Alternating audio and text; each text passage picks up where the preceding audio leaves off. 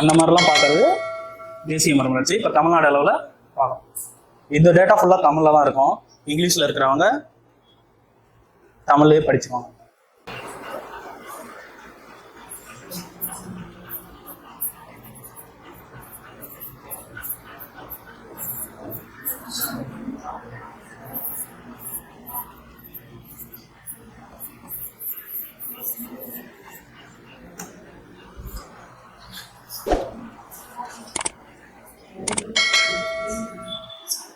அதான impact of social reform. உங்களுக்கு நீ தான் எக்ஸாம்பிள். நீங்கள் படிக்கிறீங்க, எல்ஸ் வேலைக்கு போகிறாங்க, அதுக்காக கொண்டு வந்தது தான். அது மட்டும் இல்லை, இன்னும் கொஞ்சம் வயசு பசியால் எத்தனை பேர் வாடி இருக்காங்க, அதெல்லாம் ராமலிங்க அடிகளார், அந்த மாதிரிலாம் ஒவ்வொன்றா பார்க்கக்கூடிய இதுதான் பார்க்க போகிறோம். கொஞ்சம் இதை ஏன் பார்க்க ஃபஸ்ட்டு பேசிக் ஃபஸ்ட்டு தெரிஞ்சுக்கணும் என்ன பார்க்க போகிறோம் அப்படின்ட்டு. இன்ட்ரோ பார்த்துட்டிங்கன்னா கொஞ்சம் ஈஸியாக இருக்கும்.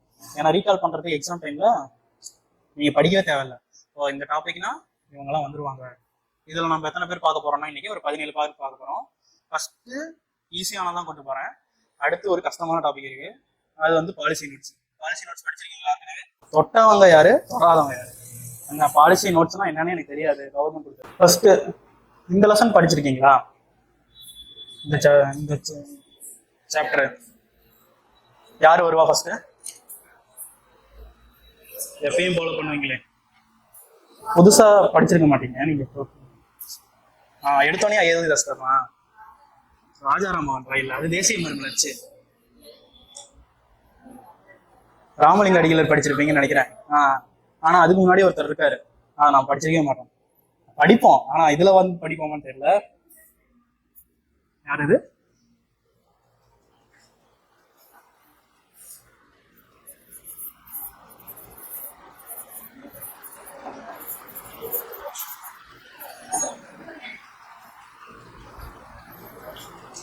மெயினான ஹீரோவே விட்டீங்க. ஆமா, அவர் தான் சோசியல் ரிஃபார்மரு.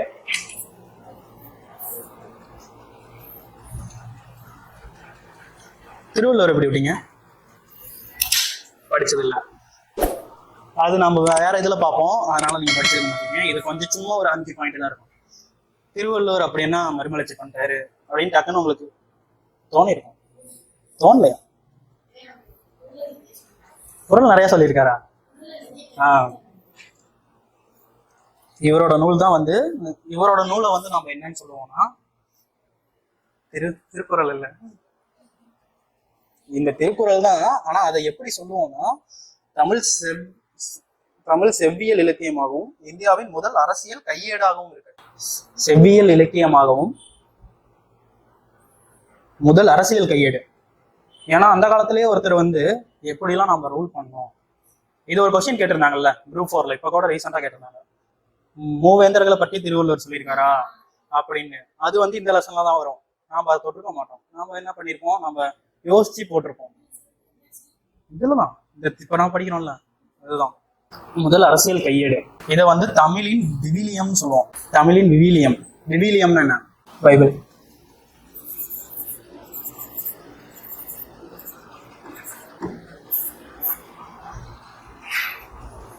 இது வந்து தமிழ் பைபிள், விவிலியம். இதுல மொத்தம் எத்தனை பால் இருக்கு? 3 பால் இருக்கு. அதுல அறத்துப்பால்ல என்ன சொல்லியிருக்காங்க? ஃபர்ஸ்ட் அறத்துப்பால், பொருட்பால், இன்பத்துப்பால். இந்த அறத்துப்பால்ல வந்து என்ன சொல்லியிருக்காங்கன்னா திருவள்ளுவர் நீதி மற்றும் தர்மம். ஒருவர் நீதி சார்ந்து இல்லற வாழ்வு வாழணும், அதே சமயம் துறவற வாழ்வு வாழணும். துறவற வாழ்வுல இப்படி நல்லது செய்யணும். நீதி மற்றும் தர்மம். இது கொஞ்சம் ஷார்ட்டா நோட் பண்ணிக்கோங்க. அது குரூப் 4ல சொல்லணும்ல, அது மூவேந்தர்கள் பத்தி சொல்லியிருந்தாங்க. சொல்லியிருக்காரா திருவள்ளுவர்? இல்ல. ஆனா ஒரு அரசியலை பத்தி சொல்லியிருக்காரு. எப்படி அவுட் டு ரூல், எப்படிலாம் ஒரு அரசர் வந்து எப்படிலாம் வந்து இருக்கணும் மக்கள் கிட்ட அப்படின்னு சொல்லியிருக்காரு. அப்போ அதுக்கு வந்து ஆன்சர் வந்து என்னது? ஏ கரெக்ட், ஏ தப்பு, அடுத்த கரெக்ட் கரெக்ட் அப்படின்றத மாதிரி அதை கொடுத்தாங்க. அதுதான் இது சோசியல் ரிஃபார்ம்ல தான் வரும். அதே மாதிரி அடுத்து பொருட்பால்ல அரசின் கடமைகளும் செல்வத்தோட சிறப்பு. பொருளியல் மற்றும் அரசியலை பத்தி சொல்லக்கூடியதான் பொருட்பால். செல்வத்தின் சிறப்பு, பொருளியல் மற்றும் அரசியல் பத்தி கூட தான் பொருட்பால். அடுத்து இன்பத்துப்பால். அதுக்கடுத்து இன்பத்துப்பால், சூப்பரான டாபிக். அதுல வந்து பாத்தீங்கன்னா எப்படி வந்து கணவன் வந்து மனைவி கிட்ட அன்பா இருக்கணும், மனைவி வந்து கணவன் கிட்ட அன்பா இருக்கணும், அது எப்படி காதலிக்கிறதுக்கு முன்பாகவும் காதலிக்கிற பின்பாகவும் எப்படிலாம் இருக்கணும் அப்படின்னு சொல்லக்கூடிய டாபிக் வந்து இன்பத்துப்பால். இதுதான் திருவள்ளுவரை பத்தி டாபிக். இவ்வளவுதான், ஷார்ட்டா சொல்லிடலாம். யூனிட் 8ல நீங்க டெப்தா படிப்பீங்க. இப்ப அடுத்து வந்து ராமலிங்க அடிகளார். இவர் வந்து 1823 இருந்து 1874 வரைக்கும்.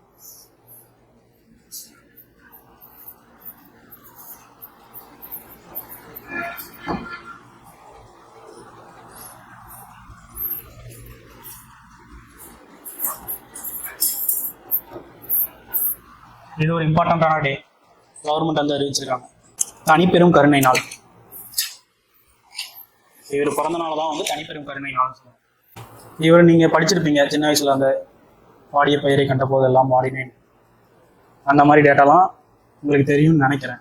எதுக்கும் நான் ஒரு தடவை சொல்றேன் சும்மா. அவர் என்ன பண்ணியிருக்காரு, ஒருத்தர் திண்ணையில படுத்துட்டு இருந்திருப்பார், ஒரு திருடன் வந்து இன்னொரு நகையை எடுத்துட்டு போங்க, அவன் திரும்பி படுத்திருப்பாரு. அப்போ ஏன் இன்னொரு திரும்பி படுத்தான்னு கேட்டதுக்கு, இல்ல ஒன்றை மட்டும் எடுத்துட்டு உட்காந்து திருடன் நினைப்பான், அதனாலதான் ரெண்டுத்தையும் எடுத்துக்கேன் அப்படின்னு சொல்லுவாரு. அந்த மாதிரிலாம் பண்ணிருக்காரு. ஒரு சின்ன சின்ன ஸ்டோரி அவ்வளவுதான். இப்போ இதுல வந்து இந்த டாபிக்ல எக்ஸாம் பாயிண்ட் ஆஃப் வியூல என்னன்னு 1856 சமரச வேத சன்மார்க்க சங்கம் ஒன்று தோற்றுவிக்கிறாரு. சமரச வேத சன்மார்க்க சங்கம்.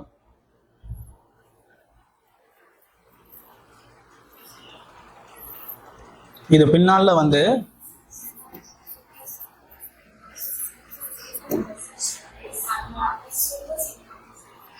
பின்னால சமரச சுத்த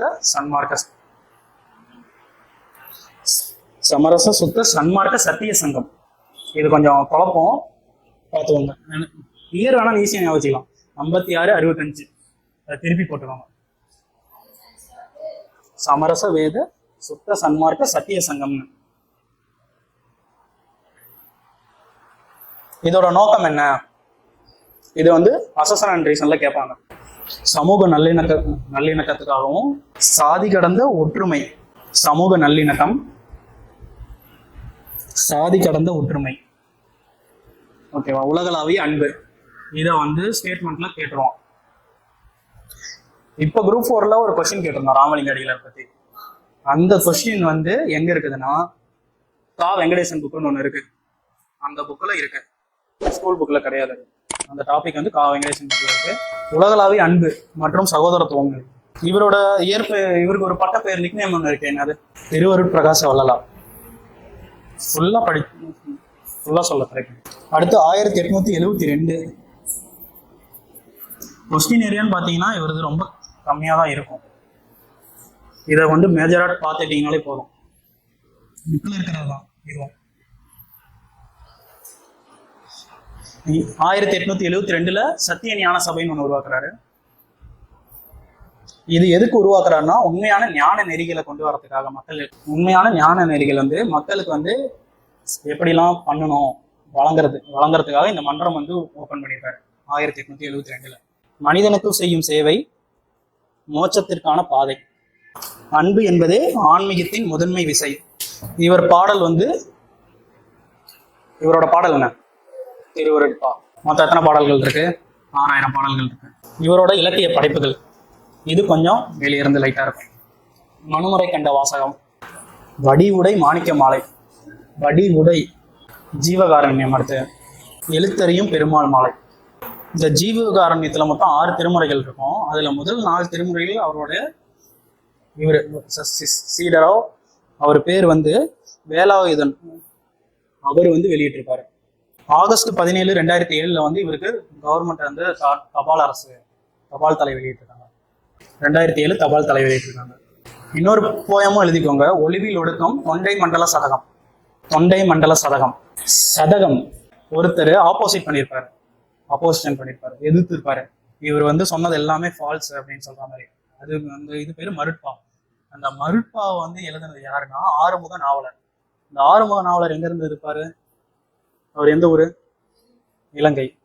இந்த மாதிரிலாம் மிஸ் பண்ணியிருப்போம் சில பாயிண்ட்ஸ்லாம். ஆனால் இதெல்லாம் கொஸ்டின் ஏரியா. இப்போ இது வரைக்குமே பார்த்தது ஃபுல்லாகவே கொஸ்டின் ஏரியா தான். இப்போ வரைக்கும் கொஸ்டின் நம்ம ஃபுல்லாகவும் நடத்தலை. கொஸ்டினுக்கு என்ன பாயிண்ட் ஆஃப் என்ன கேட்போம் அதுக்கேற்ற மாதிரி தான் நடக்குது. ரொம்ப ஸ்டோரி மாதிரிலாம் அடுத்து போலாமா? இன்னொருத்தர் மொத்தம் எத்தனை பாயிண்ட் வந்திருக்கு ராமலிங்க அடியில?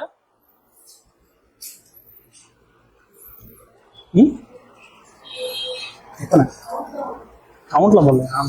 11. இந்த 11 வந்து ஈஸி தான். சீக்கிரமா இன்னைக்கே போய் ஒரு தடவை சும்மா போய் பார்த்துக்கணும்.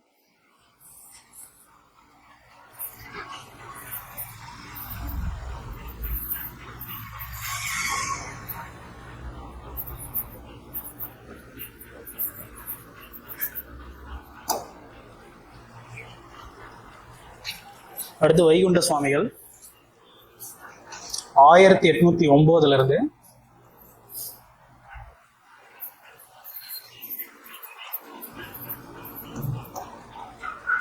1851 வரைக்கும் இவரோட வாழ்நாள் தான். இவர் வந்து எங்க பிறந்திருப்பாருன்னா கேரளால, அதாவது அப்போதைய இருந்த சவுத் தென் திருவாரூர் அங்க வந்து பிறந்திருப்பாரு.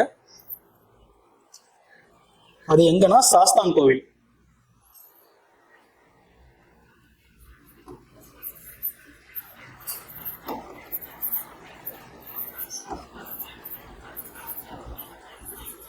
இப்போ இந்த இடத்த வந்து எப்படி கூப்பிடுறாங்க?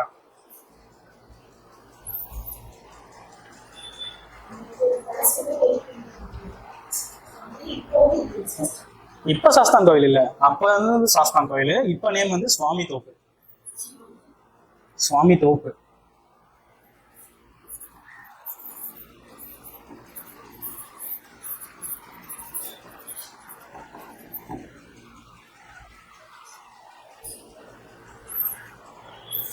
இவர் வந்து கொஞ்சம் லோயர் காஸ்ட் தான்.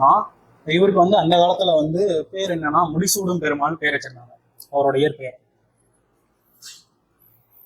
முடிசூடும் பெருமாள்.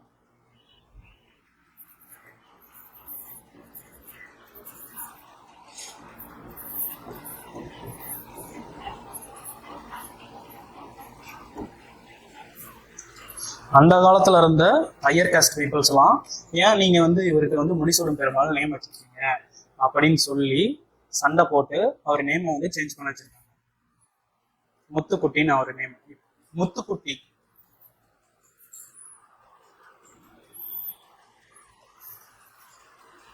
முத்துக்குட்டின்னு இவர் நேம் இருந்தது. பின்னால வந்து திருச்செந்தூர் போய் அவர் நேமை வந்து என்னவா மாத்திக்கிட்டாரு? வைகுண்ட சுவாமிகள். அது கொஸ்டின் எப்படி கேட்பாங்கன்னா, எந்த ஊர்ல போய் எந்த கோயிலுக்கு போய் அவர் வந்து வைகுண்ட சுவாமிகள் நேம் சேஞ்ச் பண்ணிட்டாங்க? திருச்செந்தூர்.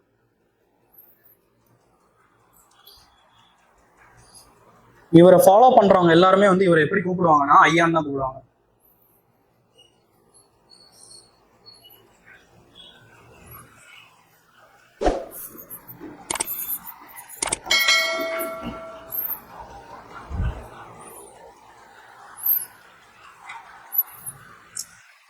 அதனால அவர் ஃபாலோ பண்றதுனால ஐயா வழி அப்படின்னு சொல்லுவாங்க.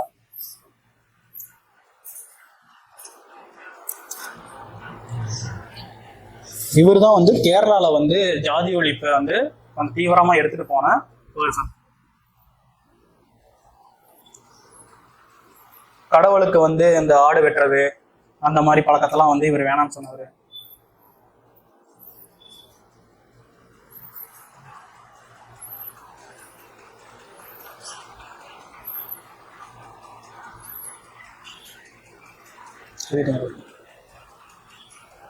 ஆடு வெட்டுறது அதெல்லாம் பலியிடத்தான் வேணாம்னு சொன்னாரு. இவரோட நூல் வந்து பார்த்தோம்னா அதெல்லாம் கேட்க மாட்டாங்க. இது கேட்பாங்க, அகில திரட்டு அம்மானை.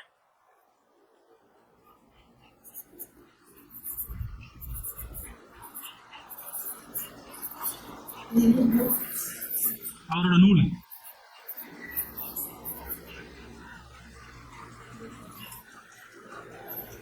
இவர் வந்து அந்த காலத்துல வந்து லோயர் காஸ்ட் பீப்புள்லாம் என்ன பண்ணியிருப்பாங்கன்னா தலைப்பாகையை கட்டியிருக்க மாட்டாங்க. ஹையர் காஸ்ட் பீப்புள் தான் தலைப்பாகை சார் நடத்தியிருப்பாரு. அப்போ இந்த தலைப்பாகை கட்டுறதுனால ஏன் அவங்க தான் போடணுமா அப்படின்னு சொல்லிட்டு இவர் வந்து தலைப்பாகை எல்லாத்தையும் நீங்க போடுங்க அப்படின்னு சொல்லி கொண்டு வந்தார். அங்க இருக்கிற சவுத்துல இருக்கிற சாதி முறை எதிர்ப்புக்காக.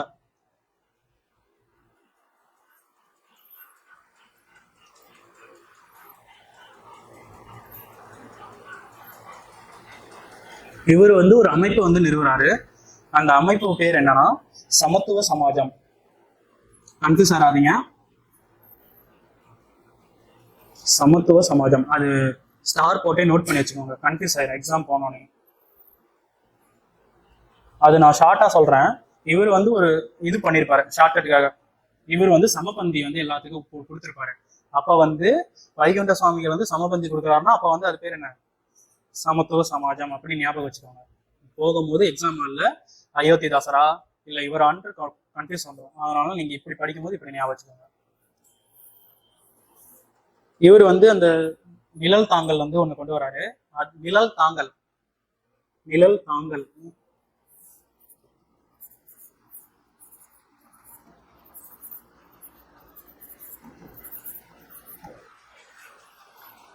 இது எதுக்குன்னா எல்லாருமே வந்து ஈக்குவலா வந்து உட்காந்து சாப்பிட்றதுக்கு சொன்னால இப்ப சமபந்தி வந்து அது வந்து இதை வச்சுதான், இதை கொண்டு வந்துதான் கன்னியாகுமரியில ஃபுல்லாவே வச்சிருப்பாங்க நிழல் தாங்கல்னு ஒரு பிளேஸ். இப்ப வந்து எல்லாருமே சமம்னு சொல்லி சாப்பாடு போட்டு கொடுத்துருப்பாங்க, அதுதான் சமபந்தின்னு. இதே நீங்க ஸ்டோரி வந்து எங்க பார்த்துருப்பீங்க, பெரியார பார்த்துருப்பீங்க. இப்போ இவர் வந்து இந்த இடத்துல இப்பவே கொண்டு வந்துட்டாரு. அது ஒரு டேட் 1809 இருந்து 1855. அப்பையில இருந்து இது ஃபாலோ பண்ணிட்டே வராங்க. எல்லாரும் ஈக்குவல் சாப்பாடு போடுறதுக்கு, எல்லாரும் ஒற்றுமையா உட்காந்து சாப்பிடணும் அப்படிங்கிறது. இவர் வந்து ஒரு ஸ்டேட்மெண்ட் சொல்லியிருப்பாரு, ஆங்கில ஆட்சியை வந்து வெள்ளை பிசாசனம்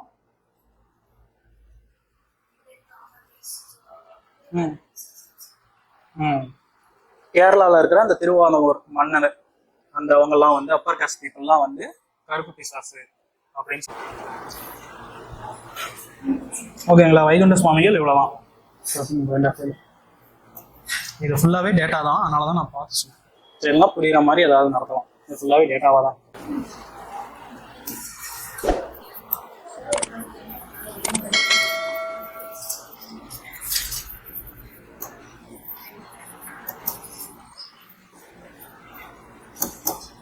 மலை சீனிவாசன் அடுத்து.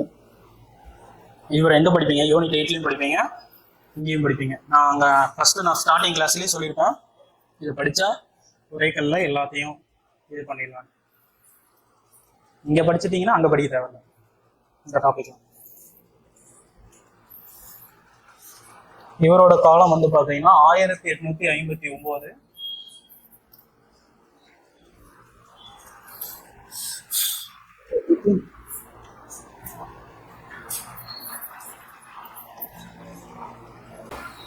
இந்த டாபிக்கு தேவையானதை மட்டும் சொல்றேன், இல்ல யூனிட் 8 சேர்த்த மாதிரி சொல்றேன், சேர்த்த மாதிரி சொல்லுவேன். நான் அதை ப்ரிப்பேர் பண்ணலையே. சரி, அடுத்த தடவை.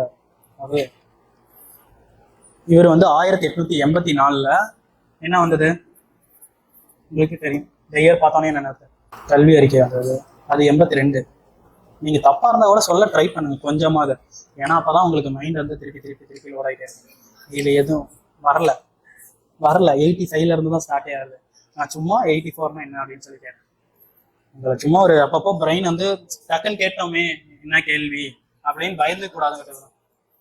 இவர் வந்து பிரம்மஞான சபையில வந்து ஜாயின் பண்றாரு 1884. பின்னால வந்து இவர் வந்து வெளியே வந்துடுறாரு. 1891 பறையர் மகாஜன சபைன்னு ஒன்று ஸ்டார்ட் பண்றாரு. இந்த 1891 பின்னால வந்து 1893 பறையர் மகாஜன சபை, பறையர் மகாஜன சபை. இது வந்து பின்னால வந்து என்னவா மாறுது, ஆதி திராவிட மகாஜன சபையா மாறுது. இது வந்து 2 கொஸ்டின் கேட்கறதுக்கான சான்ஸ் இருக்கு. 1891 என்ன 93 என்ன, அது ரெண்டுத்தையும் சேர்த்து.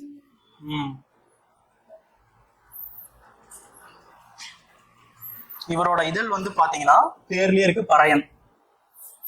பறையன்கிற இதழ் வந்து ஸ்டார்ட் பண்ணியிருப்பாரு. இப்போ வந்து குரூப் 4 கொஸ்டின் அடுத்து 1894. 1893 ஆதி திராவிடர் மகாஜன சபைன்னு ஸ்டார்ட் பண்ணியிருப்பாரு. இதழ் வந்து பறையன்.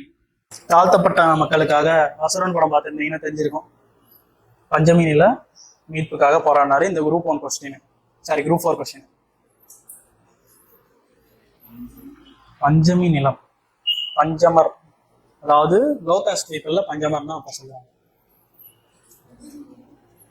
மீட்புக்காக போராடினாரு இந்த செங்கல்பட்டு அரசு கலெக்டர் யாரு? 1925 ஆகஸ்ட் 25 வந்து சட்டசபையில் கொண்டு வந்த தீர்மானம் வந்து இவரால் தான் வந்து ஒரு தீர்மானம் கொண்டு வராரு. லோயர் காஸ்ட் பீப்புள்ஸ்க்கு சலுகைகள் மாதிரி. இதெல்லாம் வந்து வரக்கூடிய கிளாஸ்ல வந்து பார்க்கலாம். இப்போதைக்கு தெரிஞ்சு மட்டும் வச்சுக்கோங்க, எழுதி மட்டும் வச்சுக்கோங்க. லண்டன்ல இவர் வந்து ரவுண்ட் டேபிள் ஒரு தீர்மானம் கொண்டு வராங்க. அதை வரக்கூடிய கிளாஸ்ல அடுத்து சொல்றாங்க. 1925 லண்டன்ல நடந்த ரவுண்ட் டேபிள் கான்ஃபரன்ஸுக்கு அம்பேத்கரோட சேர்ந்து இவரும் கொஞ்சம் போயிருப்பாரு. ஐயனமன்ன நடத்தும் போது காந்தி பார்த்துருப்பீங்க. அப்போ அவர் வந்து கையெழுத்து போட கற்றுருப்பாருன்னு சொல்லி பார்த்துருப்போம்ல தமிழ்ல. அதெல்லாம் வந்து அப்பப்போ நான் வேற ஷார்ட்ல சொல்றேன், அப்போ அதை நோட் பண்ணிக்கோங்க. அவர் கொஞ்சம் கொடுத்த டேட்டா இங்க அவரை தாண்டி, ஏன்னா கொடுத்ததே கொடுக்க கூடாதுல்ல, கொஞ்சம் டிஃப்ரெண்டா ஏதாவது கொடுக்கணும்.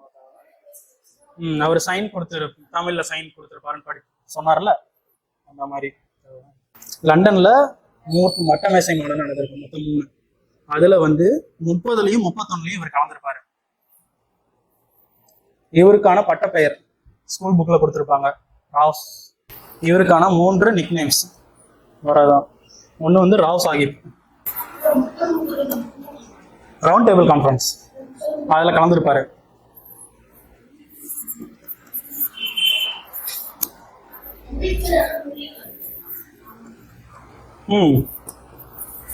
அவரு தானே ரிசர்வேஷன் கேட்டிருப்பார்ல, யார் கொடுத்துருப்பா? அது யாரு? பிரிட்டிஷ் கொடுத்துருப்பாங்க. ஓகே, யாரு? Ramsay McDonald. அவர் தான் வந்து கொடுத்துருப்பாரு. அதுதான் ரிசர்வேஷன் நான் நடத்தும் போது கொஞ்சம் பார்க்கலாம். இந்த ராவ் சாஹிப், ராவ் பகதூர், திவான் பகதூர், இதுல வந்து படிக்கும் போது உங்களுக்கு என்ன குழப்பம் வரும்னா இயர்ஸ் வந்து குழப்பம் வரும். ஃபர்ஸ்ட் என்னது? ராவன் வருதா?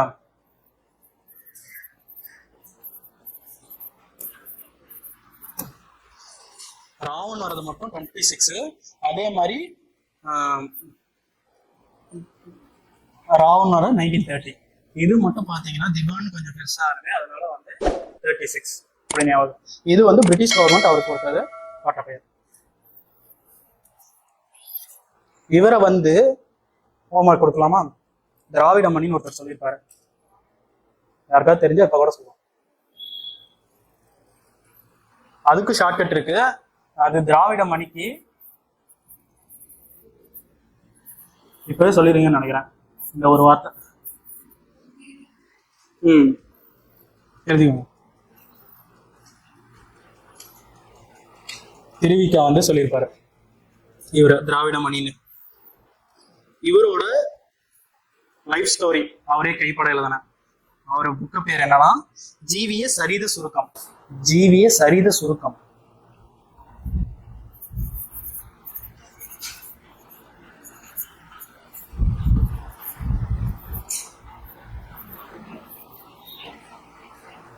இது நான் அடுத்த கிளாஸ்ல ஆன்சர் எழுதி போட்டு டிஃப்ரெண்டான ஒரு 10 கொஸ்டின் எதிர்பார்ப்பேன். இந்த கொஸ்டின் மட்டும் அடுத்த கிளாஸ்ல இதை நோட் பண்ணிக்கோங்க. ரெட்டைமலை சீனிவாசன்ல இருந்து எனக்கு ஒரு 10 கொஸ்டின் வேணும் டிஃப்ரெண்டா. ஆன்சர் எனக்கு வேணும். ஆன்சர் நான் எழுதி போட்டுறேன், கொஸ்டின் நீங்க சொல்லுங்க. இவரோட பர்த் டேட்டை வந்து ஜூலை 7. ஜூலை 7.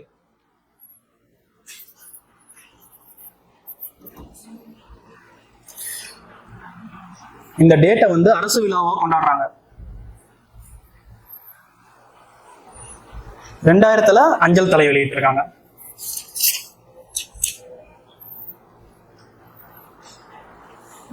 இவரை நம்ம ரெட்டைமலை சீனிவாசன் நம்ம தாத்தான்னு சொல்லுவோம், ஏன்னா இம்பார்ட்டன்டான லீடர்.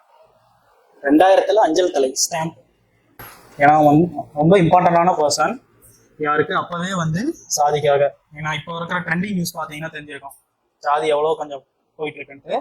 அதனால நான் இந்த கிளாஸை வந்து டெப்தாவே அடுத்த கிளாஸ் நடத்துறேன். அதாவது இப்போ இருக்கிற சோசியல்லையும் அப்போ இருக்குன்னா என்ன பிரச்சனை, அப்போதான் உங்களுக்கு கொஞ்சம் புரிஞ்சுப்பீங்க என்ன நடக்குது. பாலிசி நோட்டர் இருக்கு. அடுத்து மாயூரம் வேதநாயக பிள்ளை.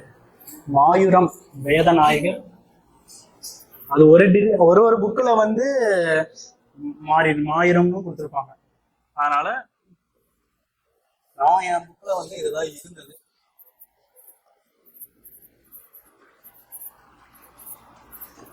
இனிமேல்லாம் வரவங்க எல்லாமே சின்ன சின்ன பாயிண்ட், ரொம்ப 4 பாயிண்டா, இவர் முன்ன பார்த்தா மாதிரிலாம் 10 பாயிண்ட்ல இருக்கும். எக்ஸ்ட்ராவா நான் அயோத்திதாசர் மட்டும்தான் கொஞ்சம் டெப்தா பார்ப்போம், மற்றவங்களாம் சின்ன சின்ன. இவருக்கு வந்து இவர் வந்து ஒன்று சொல்லியிருப்பாரு, மனைவிக்கு வந்து கணவன் பங்குல வந்து சொத்தை கொடுக்கறத பத்தி பேசியிருப்பாரு. அவ்வளவுதான். கணவன் கிட்ட இருந்து சொத்து அந்த இதெல்லாம் வேணும்னு சொல்லியிருப்பாங்கல்ல, அதெல்லாம் கொண்டு வந்திருப்பாரு. அவ்வளவுதான். ரொம்ப டெப்தாலாம் இதுல. இது வந்து ரேரு, கேட்டா ஒரே ஒரு பாயிண்டா கேட்போம். அதனாலதான் நான் பர்த்டே மேட்ச் வேணா கேட்போம், எழுதி வச்சுக்கோங்க. இவரை நீங்க எந்த கொஸ்டினையாவது கொஸ்டின் பேப்பர்ல பார்த்துருக்கீங்களா? பார்த்ததில்ல. அப்ப அவன் வந்து கேட்க மாட்டான். ஆனா எதுக்கும் படிச்சு வச்சுக்கோங்க, கேட்க மாட்டான்னா படிக்காம. திருமண பெண்களுக்கு சொத்துரிமை வழங்க வேண்டும் சொல்லியிருப்பாரு. ஜஸ்ட் ஒரே ஒரு பாயிண்ட் தான். அதை ஸ்டேட்மெண்ட்டாகவும் கேட்கலாம், இல்ல திருமணத்துக்கு சொத்து யாரு வேணும்னு சொல்லியிருப்பாருன்னா அது கேட்கறதுக்கு சான்ஸே இல்லை. ஏன்னா எல்லாருமே அதான் சொல்லியிருப்பாங்க. அதனால சும்மா இந்த மேட்சிட்டுக்காக அந்த இயரை மட்டும் ஞாபகம் வச்சுக்கோங்க. பெண்களுக்கு கல்வி என்பது உணவுக்கு சமமானது. யார் சொன்னான்னு பார்த்தான்னா இவர் தான். நம்ம கண்ணெல்லாம் எங்க போவோம்? ஒன்னா பாரதிதாசனுக்கு போவோம், இல்லைன்னா பெரியாருக்கு போவோம். இந்த மாதிரி கொஸ்டினுக்கு மட்டும் அதை நல்லா நோட் பண்ணி வச்சுக்கோங்க. அதே மாதிரி அண்ணாக்கும் பாத்தீங்கன்னா இருட்டறையில் உள்ளதரா உலகம் சொன்னது யாரு? சட்டம் ஒரு இருட்டறை சொன்னது யாரு? இருட்டறையில் உள்ளதரா உலகம். இந்த மாதிரி கொஞ்சம் டிஃபரன்ஸான வேர்ட்ஸ் எல்லாம் இருக்கு. யாரு? பாரதிதாசன். இந்த மாதிரி கொஞ்சம் மாறி மாறி நாம என்ன கான்பிடண்டா போடுவோம், அவங்கதான் பெரியார். ஆனா வீட்டுக்கு வந்து பார்ப்போம், அவங்க இருக்க மாட்டாங்க. அப்புறம் இவர் எழுதிய நூல் வந்து பாத்தீங்கன்னா பிரதாப முதலியார் சரித்திரம். தமிழில் வெளிவந்த முதல் புதினம் என்னன்னு கேட்பாங்க. இது தமிழ்ல கேட்டிருக்காங்க. போன பிரதாப முதலியார் சரித்திரம் இவரோட புக்கு. இது முதல் புதினம். இது வந்து தமிழ்ல நம்ம படிச்சிருப்போம், ஜிஎஸ் சைட்ல படிச்சிருக்க மாட்டோம். பிரதாப முதல் புதினம் இது வந்து 2022 அந்த மாதிரி தமிழ் கொஸ்டின் பேப்பர் எடுத்து பார்த்தீங்கன்னா அந்த பிரதாப முதலியார் சரித்திரம் முதல் புதினம் என்னன்னு சொல்லி கேட்டிருக்கோம். அது தமிழ்ல இருக்கும், ஜிஎஸ்ல பார்த்துருக்க மாட்டீங்க. அதனால இது ஒரு பாயிண்ட். இவரோட நாவல் வந்து சுகுண சுந்தரி. அடுத்து அயோத்திதாச பண்டிதர். அடுத்து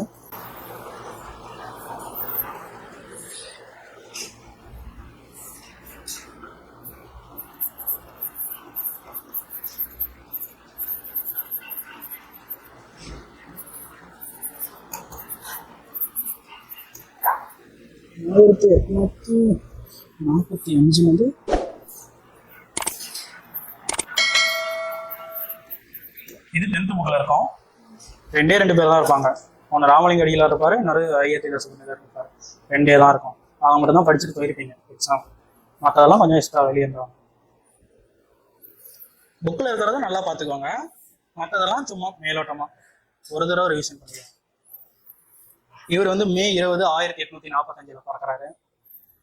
இவரோட இயற்பெயர் காத்தவராயன். இவரோட இயற்பெயர் வந்து காத்தவராயன். இது வந்து எப்படி கன்ஃபியூஸ் ஆகும்னா, ஒரு ஸ்டேட்மெண்ட்டாவோ இல்லை ஒவ்வொரு இயக்கம் ஸ்டார்ட் பண்ணும் போதோ அயோத்திதாச பண்டிதரா இல்லை ரெட்டைமலை சீனிவாசனா கன்ஃபியூஸ் பண்ணுவோம். அதனால இப்பவே கரெக்டாக எழுதி வச்சுக்கோங்க. இவர் வந்து பஞ்சமர் பள்ளிகளை வந்து கொண்டு வரதுக்காக முயற்சி பண்ணியிருப்பாரு. அதை வந்து பஞ்சமர் பள்ளின்னு சொல்லக்கூடாது, நீங்க இது ஆதி திராவிடர் பள்ளின்னு சொல்லணும் அப்படின்னு சொல்லியிருப்பாரு. இவங்களோட சேர்த்து ஒரு 3 பேர் சொல்லியிருப்பாங்க, அது உங்களுக்கு ஓம் இருக்கும். அதை வந்து பஞ்சமர்னு சொல்லக்கூடாது, நீங்க ஆதி திராவிடர் தான் சொல்லணும்னு சொல்லியிருப்பாரு. 1876 மக்களுக்காக, பழங்குடியினர் மக்களுக்காக ஒரு சபை நிறுவுறாரு. அது அத்வைதானந்த சபை. 1883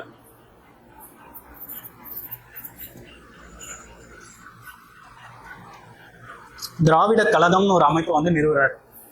எதுவுமே கன்ஃபியூஸ் ஆகிற கொஸ்டின். அண்ணா பெரியார் வந்துடுவாங்க கன்ஃபியூஷனுக்கு எப்படியுமே. திராவிட கழகம்னு நாம் எப்போ ஸ்டார்ட் பண்ணியிருப்போம் 1944. ஆனால் 1883 திராவிட கழகம் ஒருத்தர் ஸ்டார்ட் பண்ணிட்டாரு. அவர் வந்து அயோத்திதாசர். இவர் வந்து 1885 ஜான் திரவியம் அவரோட ஃப்ரெண்டோட சேர்ந்து திராவிட பாண்டியன் அப்படிங்கிற ஒரு இதழ் ஸ்டார்ட் பண்ணியிருக்காங்க 1885.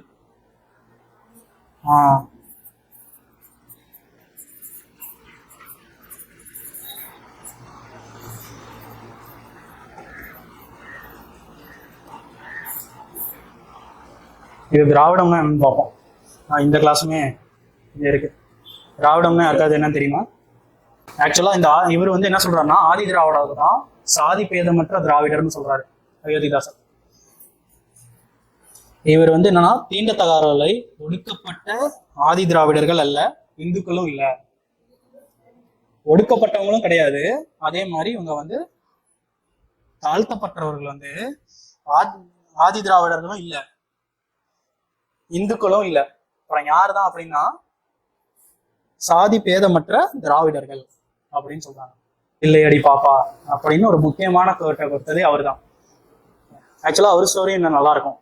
அவர் கடைக்கு போனாருன்னா பக்கத்துல ஒரு நாய் இருந்ததுன்னா அவர் தின்பண்டம் வாங்கும் போது கூட இந்த நாய்க்கு தான் போட்டுட்டு அவர் சாப்பிடாமே வந்துருவாங்க. 1878 பேப்பர் வந்து இந்து. சுதேசமித்திரன் இதழ்லையும் ஒரு பங்கு பெற்று இருப்பாரு. இந்து பத்திரிகையோட துணை ஆசிரியரா பணிபுரிஞ்சிருப்பாரு. சுதேசமித்திரனையும் ஆசிரியரா பணிபுரிஞ்சிருப்பாரு, துணை ஆசிரியரா. அதுக்கப்புறம் வந்து பாத்தீங்கன்னா ரொம்பலாம் இந்தியா விஜயா அந்த மாதிரிலாம் உங்களுக்கே தெரியும். இந்தியா பத்திரிகைனா சிவப்பு வண்ணங்கள்ல கலர் அடிச்சிருப்பாங்க. ஏன்னா வந்து புரட்சிக்காக. அது வர கிளாஸும் சொல்றேன், இது சும்மா தெரிஞ்சு வச்சுக்கோங்க. அதுக்குதான். ஏன்னா வந்து சும்மா யாருன்னு டாபிக்ங்கிறதுக்காக சொல்றேன். நான் அந்த நோட்டை ஃபுல்லா எடுத்துட்டு வரல. நான் 2 பாயிண்ட் தான் எழுதியிருக்கேன். இவர் வந்து திருமண சட்ட இதை வந்து ஆதரிச்சிருக்காரு. இந்த இந்தியாங்கிற பத்திரிகை மட்டும் சிவப்பு கலர்ல இருக்கும். ஏன்னா புரட்சிக்காக போராடக்கூடிய பத்திரிகைக்காக. அதெல்லாம் நான் யூனிட் 8 நடத்தினாங்கன்னா அத்தனை சொல்லுங்க, இல்லைன்னா நான் கூட ஃபுல்லா. அது வந்து 11th புக்ல சுப்பிரமணிய பாரதியாரை பத்தி இருக்கும். அதனால சரி சுப்பிரமணிய பாரதியார் சும்மா மேலோட்டமா நான் எடுத்து வந்து வச்சிருக்கேன். டெப்தா நான் எடுக்கல. 11th புக்ல ஒரு மொத்தம் 3 லெசன் படிச்சீங்கனாலே போதும், யூனிட் 9 முடிஞ்சிருச்சு. நான் சும்மா அதுக்காக கொண்டு வந்திருக்கேன். அடுத்து மதுரை பிள்ளை. யூனிட் 9 வந்து வெறும் 6 லெசன் படிச்சாலே போதும். நீங்க 11th இருக்கிற அந்த 3 லெசன் படிச்சீங்கனாலே போதும். இது சொல்ற அளவுக்கு டாபிக் இல்ல, ஃபுல்லாவே வெளியிருந்துதான். ஆமா, இல்ல 14, 15, 16 அதுல டேட்டாவும் அவ்வளவா இல்ல. அதனால இதெல்லாம் வெளியிருந்துதான் கேட்பான் கேள்வி. அதுவும் டிகிரி ஸ்டாண்டர்ட்னா வெளியிருந்து கேட்பான். இப்போதைக்கு சும்மா தெரிஞ்சுக்கிறதுக்காக ஒவ்வொன்றா கொடுக்குறேன். நான் அதெல்லாம் யூனிட் 8ல பார்ப்பீங்க. அதனால கிளாஸ் நடத்தும்போது யூனிட் 5 ஒரே கல்ல 3 மாதம் அதெல்லாம் படிப்பீங்கன்னு தான் நான் கொஞ்சம் மேலோட்டமா சொல்றேன். நடத்துவாங்கன்னு இல்லைன்னு நீங்க சொன்னீங்கன்னா கூட நான் நோட்ஸ் எடுத்துறேன். இவர் வந்து இந்து பரிபாலன சபை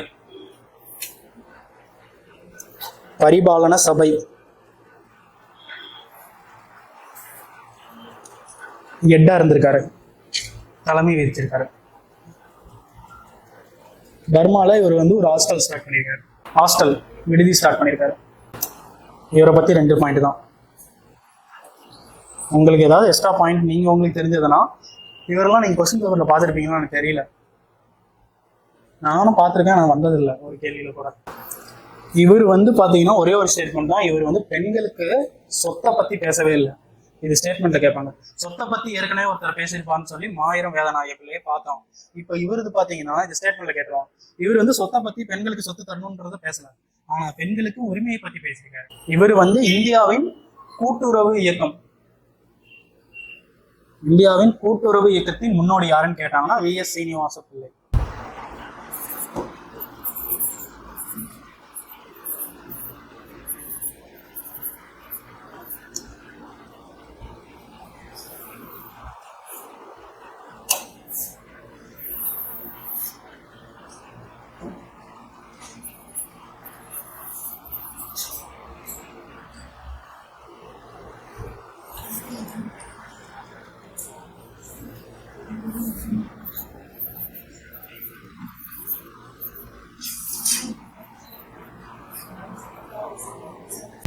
இது படிச்சிருக்க மாட்டீங்க, வந்திருக்காது.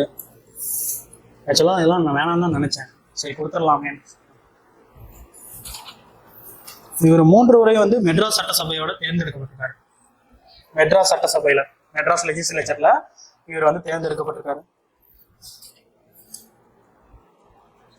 திருப்புகார்னு ஒரு ஊரு, அதுல வந்து மக்கள் சொல்றதுக்காக ஒரு கோவில் கட்டியிருக்காரு. அவ்வளவுதான் இவரை பத்தி. திருப்புகார், திருப்புகார்ல ஒரு கோவில் கட்டியிருக்காரு ஒடுக்கப்பட்ட மக்களுக்காக. இதுவும் நீங்க பார்த்துருக்க மாட்டீங்க அர்த்தம். 1921 தாழ்த்தப்பட்ட மக்களுக்காக ஒரு குரல் கொடுக்குறாரு. பள்ளி ஸ்டார்ட் பண்றாரு இவரும். எல்சி குருசாமி. சட்டசபையில வந்து இவர் வந்து பெண்களுக்கு இலவச கல்வி தரணும்னு பேசியிருக்காரு 1923. பெண்களுக்கு இலவச கல்வி கட்டாயமா தரணும் அப்படின்னு சொல்லி அப்பவே பேசியிருக்காரு இவர். இதை நம்ம படிச்சிருக்கவே மாட்டோம், ஆனா இதைதான் கேட்போம். இதை வந்து கொஸ்டின் கேட்போம். கட்டணம் இல்லா கல்வி. அடுத்து 1927 இவருக்கு பிரிட்டிஷ் கவர்னர் வந்து ராவ் சாஹிப்னு பட்டம் கொடுத்திருக்காரு. ஏற்கனவே ஒருத்தர் பார்த்தோம், ராவ் சாஹிப். 1927. 1921 தாழ்த்தப்பட்ட மக்களுக்காக குரல் கொடுத்திருப்பாரு. 1927 இது தாழ்த்தப்பட்ட மக்களுக்காக குரல் கொடுத்திருப்பாரு. அடுத்து வந்து 23 பெண் கல்விக்காக குரல் கொடுத்திருப்பாருங்க. ஸ்கூல் ஓபன் பண்ணாரு. தாழ்த்தப்பட்ட மக்களுக்காக குரல் கொடுத்திருப்பாருங்க. தாழ்த்தப்பட்ட மக்களுக்காக 1921 சட்டசபையில குரல் கொடுக்குறாரா? 21லயும் 23லயும் பெண்களுக்கு இலவச கல்வி தரணும்னு சொல்லி பேசியிருக்காரு ஸ்கூல்ல. 23 அது. பெண்கள்லாம் 23, தாழ்த்தப்பட்ட மக்கள்லாம் 21. குரல் கொடுத்திருக்காருன்னு சும்மா எழுதி வச்சுக்கோங்க, அது டேட்லாம் தேவையில்லை. 27 ராவ் சாஹிப்ங்கிற பட்டம். அவ்வளவுதான். ராவ் சாஹிப்ங்கிற பட்டம் பிரிட்டிஷ் அரசு தந்திருக்கு. திருவிக்கா. திருவிக்கா வந்து தொழிலாளர்களின் தலைவர்.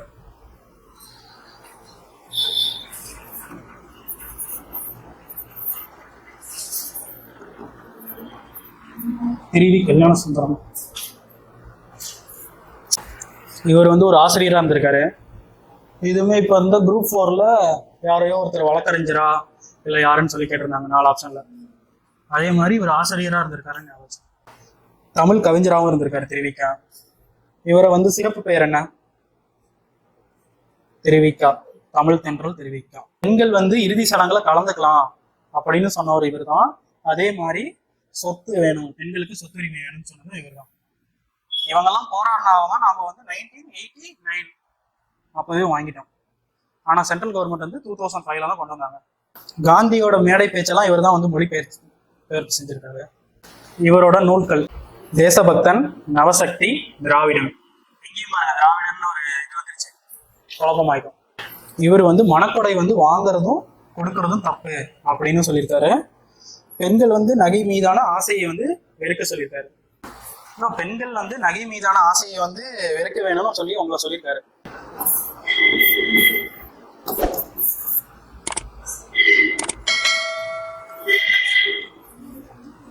டிஎன்பிசியில் எம்சி ராஜா, ரெட்டைமலை சீனிவாசன், அயோத்திதாசர், இதை 3 பேரும் இல்லாத கொஸ்டின் பேப்பரை நீங்கள் பார்க்கவே மாட்டீங்க. ஃபர்ஸ்ட்டாக வந்து நான் ஒரு பாலிசி நோட்ஸ் எடுத்தேன், ஆதி திராவிடர் வெல்ஃபேர் டிபார்ட்மெண்ட்னு. அதை கொண்டு வந்தது யாருன்னா இவர் தான், எம்சி ராஜா தான். கொஸ்டின் இதை கேட்பாங்க. அதாவது தமிழ்ல பார்த்தீங்கன்னா ஆதி திராவிட நலத்துறை. இவரோட கல்வி பணி வந்து தாழ்த்தப்பட்ட மக்களுக்காக இரவு பள்ளிகளை அமைக்கிறார். இதை வந்து இரவு பள்ளின்னு நீங்க குரூப் 4ல திருப்பி பார்த்துருப்பீங்க. ஒரு கொஸ்டின், யாரோ ஒருத்தர் இரவு பள்ளிகளை கொண்டு வந்தாருங்க, அது யாருன்னு நமக்கு தெரிஞ்சிருக்காது. நான் எம்சி ராஜா படிச்சிருந்தா தெரிஞ்சிருக்கும், ஈஸியாக எலிமினேட் பண்ணிருக்கலாம். இரவு பள்ளிகளை யார் அமைச்சாருன்னா எம்சி ராஜா. ஒடுக்கப்பட்ட இந்துக்கள்னு சொல்லி ஒரு புக் எழுதியிருக்காரு. ஏற்கனவே அவரை பார்த்தோம்ல, அயோத்திதாசர். அதெல்லாம் குழம்பும் அப்பப்போ, கான்ஃபிடண்டா போகும். ஒடுக்கப்பட்ட இந்துக்கள் கான்ஃபிடண்டா போகும் பரீட்சைக்கு, ஆனா தப்பா போட்டோம். இந்த மாதிரி கொஸ்டின், ஒடுக்கப்பட்ட இந்துக்கள்லாம் அயோத்திதாசரா எம்சி ராஜாவான்னு டக்குன்னு குழப்பாங்க. இதே மாதிரி இவர் வந்து ஒரு வார்த்தையை, யார் பஞ்சமர் பள்ளியை வந்து யார் ஆதி திராவிடர் பள்ளின்னு சொல்லணும்னு சொல்லி யாரை பார்த்தோம்? அயோத்திதாசரை பார்த்தோமா? இவர் வந்து ஒன்னா வந்து ஆதி திராவிடர், ஆதி ஆந்திரர் அந்த மாதிரி கூப்பிடலாம் அப்படின்னு சொல்றாரு. இதெல்லாம் ஆதி ஆந்திரர், ஆந்திரர் அப்படின்னு சொல்லுங்க. நான் உங்களுக்கு ஒரு ஹோம்ஒர்க் கொடுத்தேன்ல 3 பேருங்க, அதுல இவர் ஒருத்தர் போயிருச்சு, இன்னும் 2 பேர் நீங்க பண்றாங்க. இவரு ஆதி திராவிடரை வந்து ஆதி ஆந்திரன்னு சொல்றாரு. ஆந்திரர்.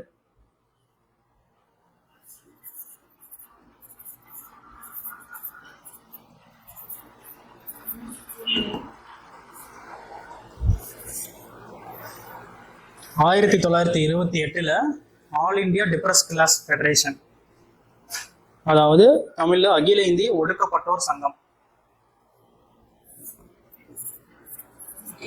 இவர் வந்து ஃபர்ஸ்டா செலக்ட் ஆன ஃபர்ஸ்ட் எஸ்சி கேண்டிடேட் லெஜிஸ்லேச்சர் அசம்பிளியில.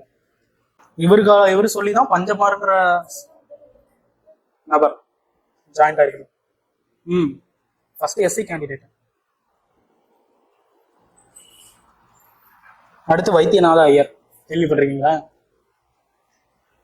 அவ்வளவுதான். எம்சி ராஜா அவ்வளவுதான். இதே எவ்வளவுதான் ஸ்கூல் புக்லயே இருக்கு. அதை தாண்டி எக்ஸ்ட்ராவா சொன்னேன், புக்கு மட்டும் எக்ஸ்ட்ராவா சொல்லியிருக்கேன்.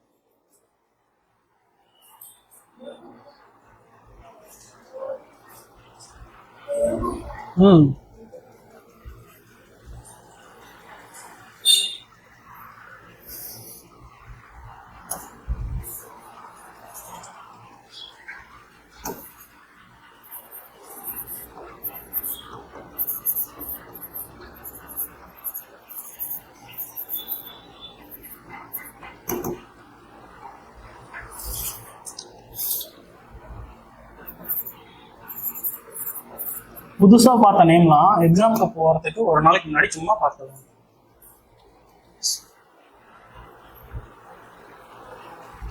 இவர் வந்து ஹரிஜன் சேவா சங்கத்தை தோற்றுவிச்சவர் யாரு? காந்தி. அதோட சங்கத்தின் தலைவர் தமிழ்நாட்டுல காந்தி. அவர் தானே ஹரிஜன்ஸ் கூப்பிட்டுருப்பாரு.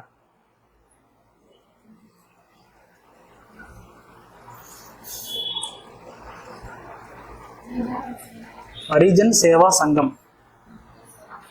இவர் வந்து ஹெட்டா இருந்திருப்பாரு. தொடங்கினது வந்து காந்தி. தமிழ்நாட்டுல ஹெட்டா இருந்தவர் யாருன்னா இவர்.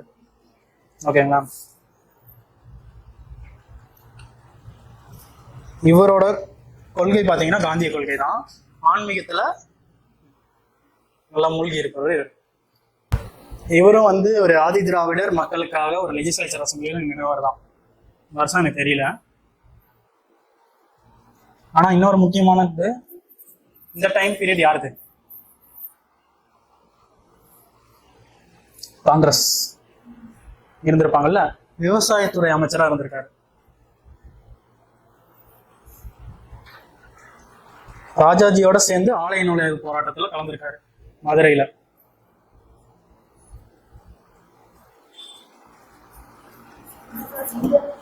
மதுரை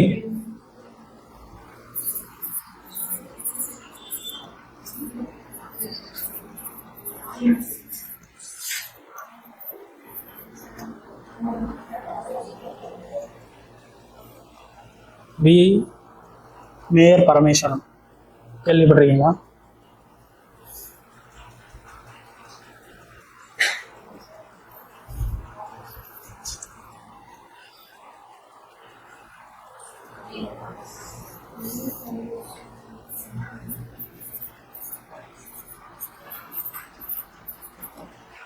இவரை பத்தி அவ்வளவா இல்லை. இவர் வந்து தலித்துகளுக்காக அவங்களாம் எப்படிலாம் பாதிக்கப்படுறாங்க அப்படின்ட்டு ஒரு குழு வந்து அமைச்சிருக்காரு. அவ்வளவுதான். தலித் இருக்காங்க, அவங்களுக்குலாம் என்னென்னலாம் நடக்குது பிரச்சனை அப்படின்னு கண்டுபிடிக்கிறதுக்காக ஒரு குழு அமைச்சிருக்காரு. அதை தாண்டி அவ்வளவா இல்லை. இது நான் இதெல்லாம் ஏன் சொல்றேன்னா, ஆப்ஷன் எலிமினேட் பண்றதுக்கு கொஞ்சம் ஈஸியா இருக்கும். அதுக்கு இப்போ எம்சி ராஜா கொடுத்துட்டு தலித்துகளுக்கு குழு ஆரம்பிச்சாரு யாருன்னு சொல்லி கேட்பாங்க.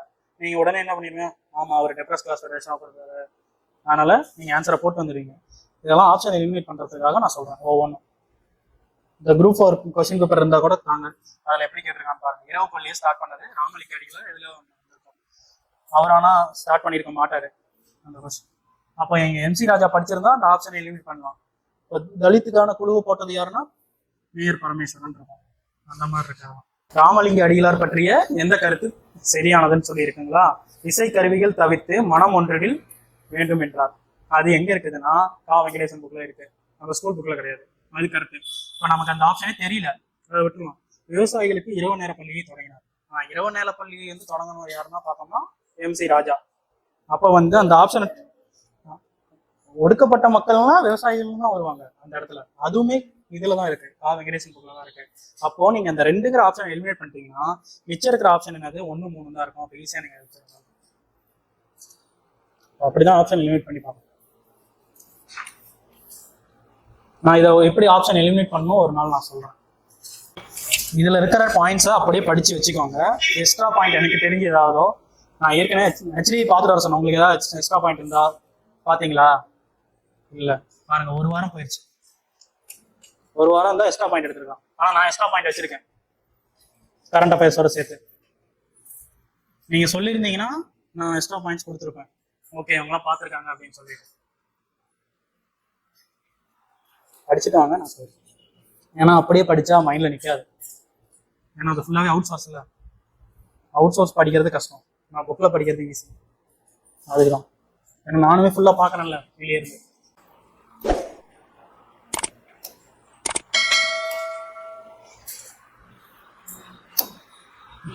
முன்னூறு பேஜ் இப்போ பார்த்துடலாமா? இவர் தான் வந்து அக்ரிகல்ச்சருக்கு மினிஸ்டர். யாருன்னா இது ஆக்சுவலாக பார்த்தீங்கன்னா நெட்டில் தான் இருக்கு, பார்த்துக்கோங்க. சப்போஸ் தமிழில் அவைலபிள் இல்லை, நான் சொல்கிறேன், நான் படித்து புரிஞ்சிருக்கேன். நீங்கள் அதுக்கேற்ற மாதிரி நான் சொல்ல நீங்கள் எழுதிக்கோங்க. ஏன்னா வந்து அவ்வளோ பெரிய ஆளே வந்து நீ எவ்வளோ என்னதான் திறந்துருந்தாலும் நீ ஒருத்தனை நம்பி தான் இருக்கணும். அது யாரை நம்பி இருக்க போற? சாப்பாட்டை நம்பி இருக்க போற. சாப்பாடு எங்கேருந்து வருது? இவ்வளோ விவசாயம் கிட்ட இருந்து வருது. இப்போ நாமளே பிரியாணி சாப்பிடணும்னு நினைப்போம். சோர்ஸ் எங்கேருந்து வருது? உழவர் கிட்ட இருந்து தானே. அதுதான் வந்து சொல்லிடுறேன். சும்மா உங்களுக்கு புரியுற மாதிரி தமிழ்ல எழுதிக்கணும்.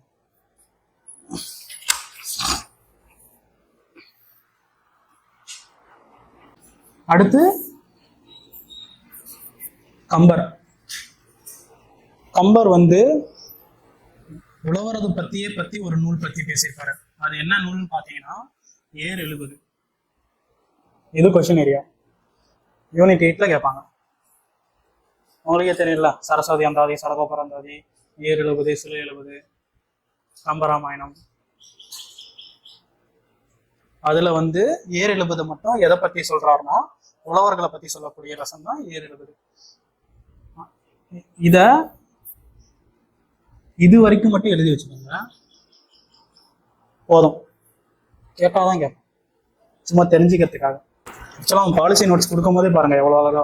ஃபர்ஸ்ட் திருக்குறள் தான் ஆரம்பிக்கிறான், அடுத்து கம்பராமாயணத்தோட, திருப்பி எடுத்து பார்த்தீங்கன்னா ஓயார் பாடங்கள் போகும்.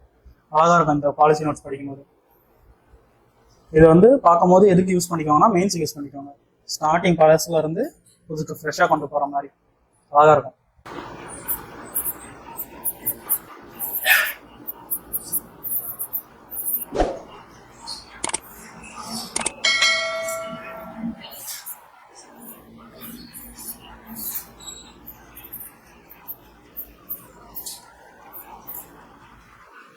இவ்வளவுதான் 17 உண்மையான ஆதாரம். இது வந்து ஒரு நாட்டோட பொருளாதாரம், உணவு பாதுகாப்பு, சுற்றுச்சூழல் சமநிலை மற்றும் மக்களின் வாழ்க்கை தரம். பொருளாதாரம், உணவு பாதுகாப்பு, சுற்றுச்சூழல் சமநிலை மற்றும் மக்களின் வாழ்க்கை தரம். இதெல்லாம் பண்ணக்கூடியதான் விவசாயம். விவசாயம்னா என்னன்னு சொல்லி கொடுத்துருக்காங்க. ஸ்டெப்ஸ் ஃபார் அக்ரிகல்ச்சர் டெவலப்மெண்ட்னா விவசாயத்தை வந்து மேம்படுத்துறதுக்கான நடவடிக்கைகள். அது என்னென்ன அப்படின்ட்டு. ஏன் இந்த பாலிசி நோட்ஸ் கொண்டு வராங்க அப்படின்னா, நாம வந்து எந்த நிலைமையில இருக்கோம், போட்டி தான் எப்பயும் போல. நம்ம ஸ்டேட்டை விட நம்ம கொஞ்சம் முன்னாடி வரணும், எல்லாத்துலேயும் ஃபர்ஸ்டா இருக்கணுங்கிறதுக்காக தான். அதுக்காக தான் ஸ்கீம்ஸு எல்லாத்தையுமே கொண்டு வராங்க. அது ஆக்சுவலாக எப்படி இருக்கணும்னா மக்களோட நலத்துக்காக மட்டும்தான் இருக்கணும், மக்கள்கிட்ட இருந்து புடுங்குறதா இருக்கக்கூடாது. அதை வந்து நாம வந்து என்ன பண்ணுவோம், இப்போ நீங்கள் குரூப் 2 படிக்கிறீங்கன்னா 60 நாள்ல நான் என்ன படிக்க போறேன் அப்படின்னு எழுதி வச்சிருக்கீங்கல்ல, அதுதான் பாலிசி. அதே மாதிரி தான் இதுவும். இதை அக்ரிகல்ச்சர்ல நம்ம அடுத்த ஒரு 2 வருஷத்துலயோ இல்லை 2025 26 நம்ம என்னென்ன பண்ண போறோம் அப்படிங்கிறது தான் பாலிசி. இதை நாம ஏன் கொண்டு வராங்கன்னா இங்க பாருங்க, ஜூலை 28, 2024 இப்போதான் சீஃப் மினிஸ்டர் மேட்டூர் டேம்ல பாசனத்துக்காக, நீர் பாசனத்துக்காக குறவை கல்டிவேஷன், குறவைன்னு ஒரு இது இருக்கு, இன்க்ரீஸ் பண்றதுக்காக சொல்லியிருக்காரு. இதெல்லாம் தான் நடவடிக்கை. அது எழுதாதீங்க, தேவையில்ல, சும்மா அதை பார்த்து நாம இப்போ எக்ஸாம் பாயிண்ட் ஆஃப் வியூல அது என்ன, அது அரசியல்வாதிக்கு படிக்கிறது. இப்போ நான் இப்போ நீங்க உங்க பாலிசி நோட்ஸ் நீங்க படிச்சிருக்க மாட்டீங்கல்ல, இப்போ அதெல்லாம் தேவையில்லை. முதலமைச்சர் இந்த மேட்டூர்ல நீர் பாசனத்தை கொண்டு வந்தாரு, அந்த மாதிரி தேவையில்லை. ஆனா நாம படிச்சிருக்கோம் தெரியுமா, இப்போ கூட ஆக்சுவலா இந்த 17ல ஒரு குறிப்பிட்ட கோல்ஸ் எல்லாம் இருக்கு விவசாயத்துக்காக. அந்த விவசாயத்தை நாம எப்படிலாம் மேம்படுத்தணும், எப்படிலாம் ஃபர்ஸ்ட் கொண்டு வரணும். ஏன்னா எஸ்டிஜிங்கிறது 2015 ஆரம்பிச்சிருக்காங்க. அதாவது அது ஒரு 15 வருஷ கணக்கு. ஓகேங்களா? இந்த 15 வருஷத்துல நம்ம நிலையான எப்படி வளர்ச்சி இருக்கணும், சஸ்டைனபிள்னா நிலையானதானே, நம்ம நிலையான வளர்ச்சி 2030க்குள்ள எவ்வளவு கொண்டு போக போறோம் அப்படிங்கிறதுக்கு தான் இது.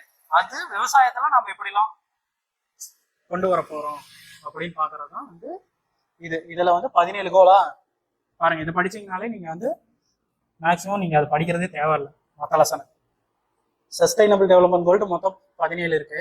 அது பாத்தீங்கன்னா 2030 வரைக்கும். எப்போ ஸ்டார்ட் பண்ணாங்கன்னு பாத்தீங்கன்னா 2015 ஸ்டார்ட் பண்ணிருப்பாங்க ரியோடி ஜெனீரோல. 2012 அறிக்கை விட்டுருப்பாங்க, எஸ்டிஜி நாங்க ஸ்டார்ட் பண்ண போறோம்னு சொல்லிட்டு. அது 2015 30க்குள்ள நிலையான வளர்ச்சியை நம்ம எட்டுறோமா அப்படிங்கிறதான் இந்த 17 கோல்ஸ். இந்த 17 கோல்ஸ்ல கொஸ்டின்ல எப்படி கேட்பானா, no poverty, zero hunger, good health and wealth being, responsible consumption and production. மொத்தம் 4 இருக்கு. இதெல்லாம் எங்க இருக்குதுன்னு ஷார்ட் கட் சொன்னல, அதில் பாருங்க, இப்போ தெரியும். அதை எழுதி வச்சுக்கோங்க. நம்ம விவசாயத்துக்காக பாவர்ட்டி 1, இதை சூஸ் த ஆர்டர் நோட் கேட்போம். டக்குன்னு நம்ம 12வது இதை கூட கொடுத்துருவோம். நாம என்ன நினைப்போம், 4மே கரெக்டு தான் அப்படின்னு சொல்லிட்டு போயிடும். ஆனா இப்போ கொஸ்டினை மாத்திட்டான். நாம இப்போ போட முடியாது, A and B are correct, R explains எல்லாம் போட முடியாது. ட்ரெண்டு மாறிடுச்சு. யோசிச்சு தான் முடிவு எடுக்கணும். அதனால இதை பார்த்துக்கோங்க. அது தமிழ்ல எஸ்டிஜி சொல்லியிருக்கேன், சொல்லுவாங்க தமிழ்ல வரிசையா அதெல்லாம் சொல்லுவாங்க. First, second, third, 13. ஔவையார் எத்தனை பேர் இருக்காங்க, ஒவ்வொரு காலத்திலயும் ஒவ்வொரு ஔவையார் இருப்பாங்க. சங்ககால ஔவையார்னா யாரு, 15 கீழ்கணக்கு நூல்கள் எழுதியிருக்காங்க ஒருத்தாங்க. இடைசங்க காலத்துல ஒருத்தாங்க, கடைசங்க காலத்துல ஒரு ஔவையார் இருப்பாங்க. இதுல கொன்றை வேந்தன், ஆத்திச்சூடி, அவங்கலாம் எந்த ஔவையாரு, அவங்க இடைக்காலத்துல வரக்கூடிய ஔவையார். அவங்க கொன்றை வேந்தன்ல ஒரு லைன் கொடுத்துருக்காங்க, தொழுதும் சுவையின் உழுதும் இனிது. நம்ம உழுது சாப்பிட்றது இல்லை, நம்ம உழைச்சி சாப்பிடலாம். அது ஆக்சுவலா அதான் மீனிங்கு. நம்ம பிறரை நம்பி வாழ்ந்து சாப்பிட்றத விட நாம தான் உழைச்சி சாப்பிட்டா நல்லா இருக்கும் அப்படின்னு சொல்றாங்க. அவ்வளவுதான். இது ஔவையார். அடுத்து நல்வழி.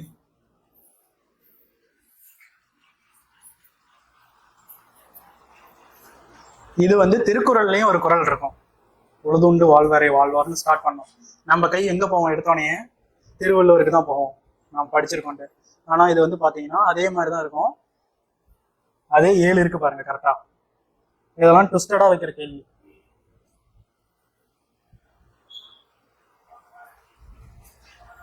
நம்ம கை எடுத்தோடனே 7 திருவள்ளுவருக்கு தான் போவாங்க எல்லாருமே. விவசாயங்கிறது ஒரு உன்னதமான தொழில். மற்ற தொழிலை கம்பேர் பண்ணும்போது இந்த தொழில குறையே இருக்காது, விவசாயத்துல மட்டும். அதெல்லாம் ஔவையார் சொல்லியிருக்காங்க நல்வழியில. நல்வழி பார்த்துக்கோங்க, கொன்றை வேந்தன் பார்த்துக்கோங்க. நாம என்ன 4 பேர் பார்த்துருக்கோம், திருவள்ளுவர், கம்பர், ஔவையார். ஔவையார்ல 2 இது, அவ்வளோ. இதை தாண்டி இல்லை, இனிமேல் வரதான். இனிமேல் ஃபுல்லா டேட்டா தான்.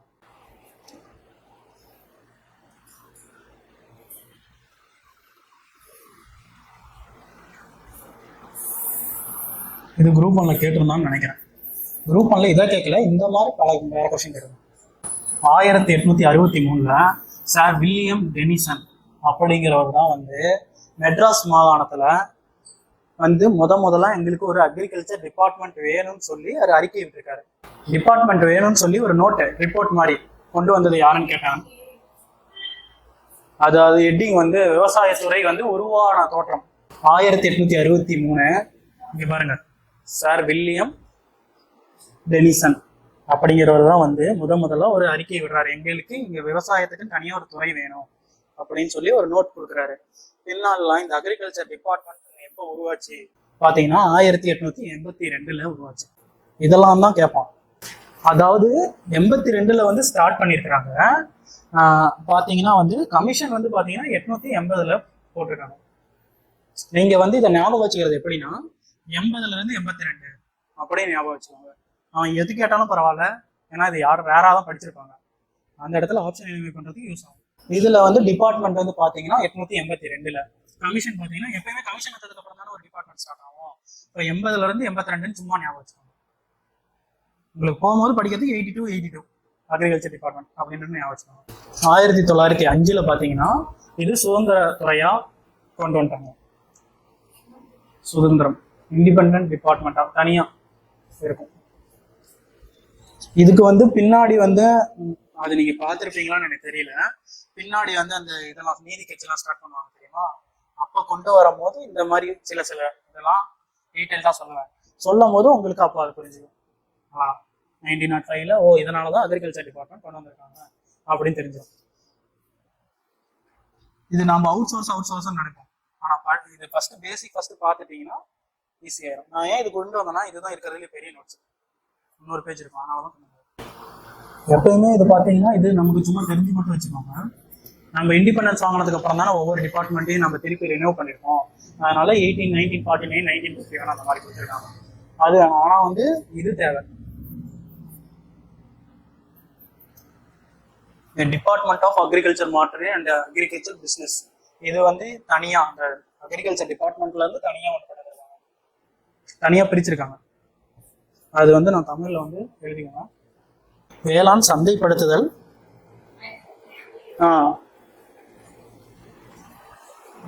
மற்றும் வேளாண் வணிகத்துறை. வேளாண் சந்தைப்படுத்துதல் மற்றும் வேளாண் வணிகத்துறை இது வந்து மேட்சிட்ல கேட்பாங்க. இப்ப வரக்கூடிய எல்லாமே வந்து மேட்சிட்டா தான் வரும். வணிகத்துறை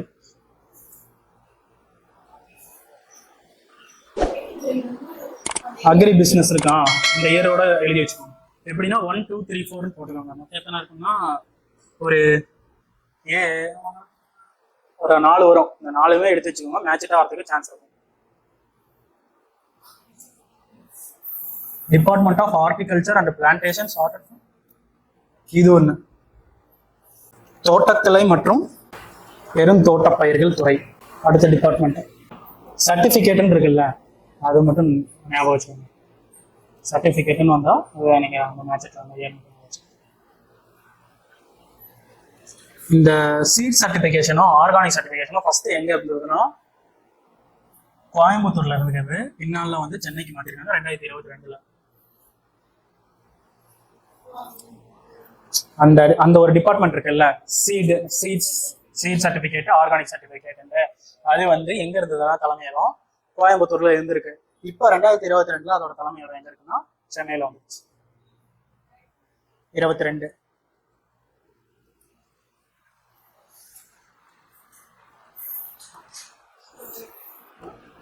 அக்ரிகல்ச்சர் இன்ஜினியரிங். அது எப்போ ஸ்டார்ட் பண்ணா 1980 இருந்து 81. இது யாரு பீரியட்லாம் ஞாபகம் வச்சுக்கோங்க. நான் உங்களுக்கு டிஎம்கே ஏடிஎம்கே தனியாக நடத்துவேன், அதில் ஏடிஎம்கேல வருவாங்க.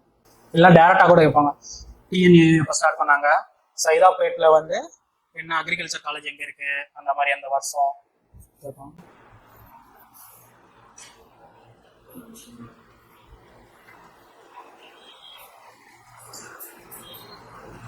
இது வந்து புக்கில் பார்த்தீங்கன்னா தமிழ்நாடு வந்து இந்தியாவில் எத்தனாவது பெரிய மாநிலம் இருக்கும், அது வந்து 11th லார்ஜஸ்ட் ஸ்டேட்னு சொல்லியிருப்பாங்க. அதே தான் அங்கேயும் கொடுத்துருக்காங்க. ஆனால் 10th மாறிடுச்சு. 1.5 லட்சம் சதுர கிலோமீட்டர் இருக்கு. அது புக்கில் டேட்டாவே கொடுத்துருக்கோம். இது வந்து பார்த்தீங்கன்னா 7வது இடத்துல இருக்கு. இதுல இருந்து பாருங்க எவ்வளோ தெரிஞ்சுக்கிட்டீங்க. இந்த பாலிசி நோட்ஸ் படிச்சாலே இவங்க தெரிஞ்சுக்கணும், எக்ஸ்ட்ரா வெளியே போக தேவையில்லை. மொத்தம் பீப்புள்ஸ் வந்து 7,21,00,000 பேர்.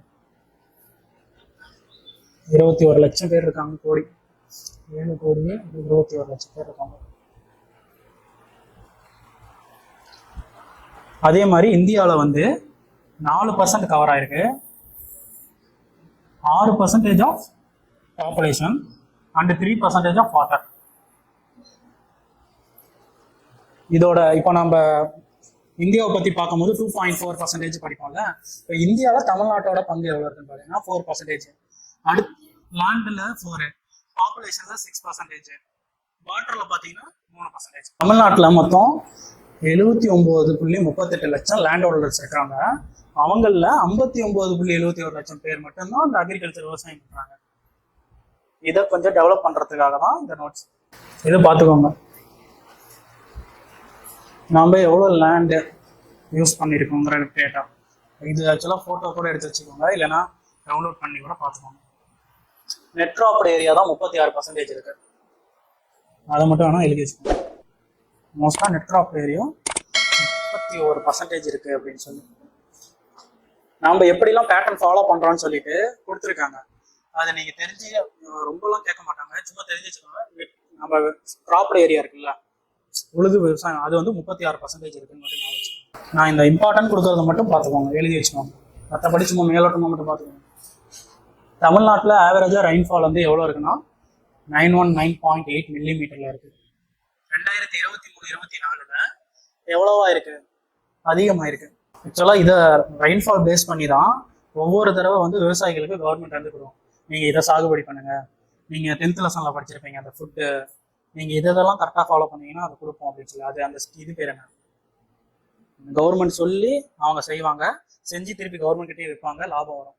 சோர்ஸ் ஆஃப் இரிகேஷன் இது புக்கில் இருக்கும், ஆனால் இதுதான் உண்மையான டேட்டா. இதை பார்த்துக்கோங்க, இதை எழுதிக்கோங்க. இது வந்து குரோனாலஜிக்கல்ல கேட்பாங்க. ஓப்பன் வெல் தான் ஃபர்ஸ்ட். இதை வந்து இது 10th புக்கில் தான் இருக்கு. இது எல்லாமே அது ஜாகிரபியில் இருக்கும்.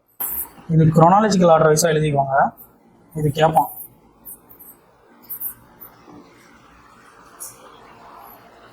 ஃபர்ஸ்ட் ஓப்பன் வெல் தான் இருக்கு, ஞாபகம் வச்சுக்கோங்க. சும்மா இது மட்டும் எழுதி வச்சுக்கோங்க. பர்சன்டேஜ் வேணா எழுதி வச்சுக்கோங்க. 45 அங்கே பாருங்க, 45, 20, 13, 19 இருக்குல்ல, அங்கே வந்து புக்கில் வந்து 56%ஓ இல்லை 60%ஓ அந்த மாதிரி தான் கொடுக்கும். இது கொஞ்சம் ஒரிஜினல் டேட்டா. 13.87. இதுதான் ஸ்கூல் புக்கில் இருக்கும். 65% வந்து வெல்லு, போர்வெல்லு அண்ட் ஓப்பன் வெல்ஸு. மிச்சம் இருக்கிற 21% கெனால்ஸு, 14% வந்து டேங்க்ஸ். இதுதான் வந்து ஸ்கூல் புக்கில் இருக்கும். மொத்தம் எத்தனை ஆக்ரோ கிளைமேட்டிக் ஜோன் இருக்குது? பருவகால இது மண்டலங்கள் அது பார்த்தீங்கன்னா மொத்தம் 7 இருக்கு. டேரக்டாக கேட்டுக்கலாம், இதை கேட்டிருக்காங்க ஏற்கனவே. மொத்தம் எத்தனை அக்ரிகல்ச்சர் ஆக்ரோ கிளைமேட்டிக் ஜோன்ஸ் இருக்கு அப்படின்னா 7. அதுவும் ஸ்கூல் புக்கில் தான் இருக்கு. ப்ரொடக்ஷன் என்ன, ப்ரொடக்டிவிட்டினா ஃபுட் கிரெயின் ப்ரொடக்ஷன் மட்டும் எத்தனை இருக்குதுன்னு பார்த்தீங்கன்னா 109.51 லேக் எம்டி நாள். அவ்வளோ வந்து 2023-24 விளைச்சலாக இருக்கு. அதே பாருங்க 2025-26 அவ்வளோ ப்ரொடக்ஷன் செஞ்சுருக்காங்க. ஏன்னா சைக்ளோன் அவ்வளோ பாதிப்பு ஏற்படுத்தலை இல்லை இதனால். சும்மா அதை மட்டும் ஞாபகம் நோட் பண்ணி வச்சுக்கோங்க. 25 26, 24 அதை மட்டும் ஞாபகம். 101.51. நாம் இப்போ பார்க்குறது 25 to 26 தான். 23, 24 சார் பாப்பா சொல். 24, 25 இது நான் 24, 25 இல்லை, 25, 26 இருக்கு. 24, 25ல ஹெவி ரெயின்ஃபால் வந்திருக்குன்னு சொல்லியிருக்காங்க. அதனால எதுவும் ப்ரொடக்ஷனை வந்து தெரியல அப்படின்னு சொல்றாங்க. 25, 26ல இவ்வளோ விளைச்சலை கொண்டு வர போறோம்னு சொல்லியிருக்காங்க. அதுதான் இது. ஆமாம் சொல்றேன். அந்த புயல் நேம் பார்த்துக்கோங்க, கொடுத்துருக்காங்க பாருங்க. முதலமைச்சரோட லாங் டேர்ம் பிளான், சீஃப் மினிஸ்டரோட, முதலமைச்சரோட நீண்ட கால திட்டங்கள் விவசாயத்துக்காக. இது என்னன்னா இதை எழுதிக்கோங்க. உள்ள இருக்கிற டேட்டாவில் எழுதல, மேலே இருக்கிற இது ஏங்கிறத மட்டும் எழுதிக்கோங்க. தமிழ்ல சொல்றேன், எழுதிக்கோங்க. தமிழ்நாட்டில் சாகுபடி செய்யப்படும் நிகர பரப்பளவை 60-70% அதிகரிப்பது. சாகுபடியை நிகர பரப்பளவை 60-70% வந்து இன்க்ரீஸ் பண்ணும். அடுத்த 10 ஆண்டுகளில் இரட்டை பயிர் சாகுபடி செய்யப்படும். விவசாய நிலத்தின் பரப்பளவு 10 லட்சம் ஏக்கரிலிருந்து 20 லட்சம் ஏக்கராக அதிகப்படுத்துது. இரட்டைப்பாக்குதல், டபுள் கிராப்பிங்னா ஒரே வருஷத்துல 2 கிராப்ஸ் வந்து யூஸ் பண்ணுவாங்க. உணவு தானியங்கள், தேங்காய், சூரியகாந்தி மற்றும் கரும்பு மற்றும் பருத்தி போன்ற வணிக பயிர்கள். அதெல்லாம் என்னது? Food grains, coconut, sunflower, commercial crops like sugar cane. இதெல்லாம் என்னது? வணிக பயிர்கள். உற்பத்தி திறனை வந்து அதிகரிக்கிறது. தேசிய அளவில் 3 மாநிலங்கள்ல ஃபர்ஸ்டா வரணுங்கிறது குறிக்கோள். தேங்காய், அந்த சன்ஃப்ளவர் தேசிய அளவில் 3ல ஃபர்ஸ்டா வரணும்னு குறிக்கோள். இந்த தேசிய அளவில் 3 மாநிலங்களில் முதலாவதாக தமிழகத்தை உறுதி செய்தார். ஃபர்ஸ்ட் பிளேஸுக்கு கொண்டு வரதுக்காக இதெல்லாம் பண்றோம். இந்த கேஷ் கிராப்ஸ் குரூப் 4ல இது கேட்கலக்கா. 24, 23, 24, 24, 25 கேட்டிருக்காங்க. இதுவே ஓகேவா?